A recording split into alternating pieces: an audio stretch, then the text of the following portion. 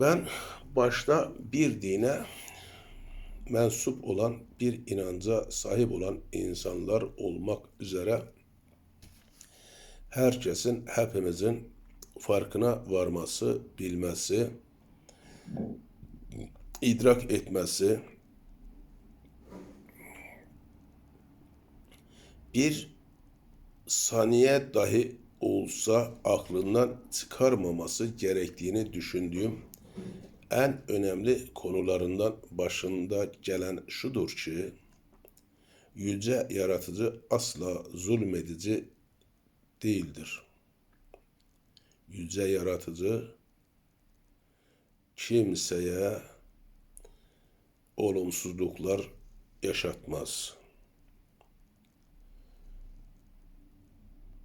Kimsenin kaderini kötü yazmaz. Kimse için şer takdir etmez. Yüce yaratıcı asla zulmedici değildir.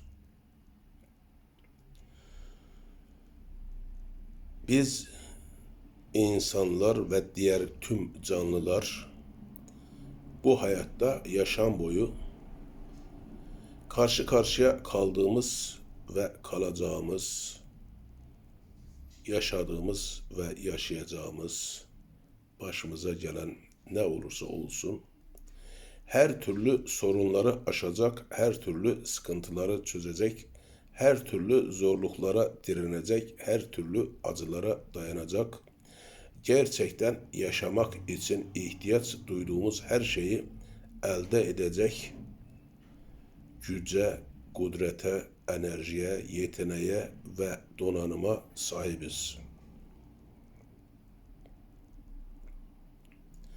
Bizler bu hayatta yaşam boyu yürekten istediğimiz,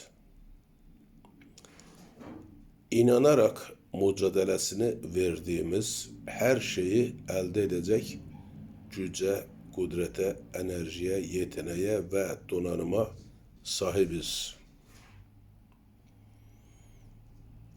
Bizler insanlar diğer canlılardan farklı olarak ruhumuzu yüce yaratıcının kendi ruhundan üflemiş olması nedeniyle biz insanların yüce yaratıcıya göre sınırlı olan, sahip olduğumuz ilahi gücün, kudretin farkına varmalı, ortaya çıkarmalı, aktif etmeliyiz.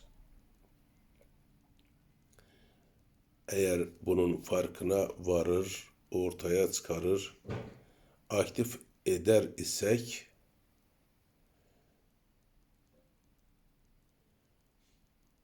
bu yeryüzünde kendimize karşı olsun, ailemize, çocuklarımıza, torunlarımıza, gelecek nesillerimize olsun, ülkemize, milletimize olsun, doğaya olsun, tüm canlılara olsun, tüm sorumluluklarımızı hakkıyla yerine getirme imkanına da sahip olmuş olacağımıza inanıyorum.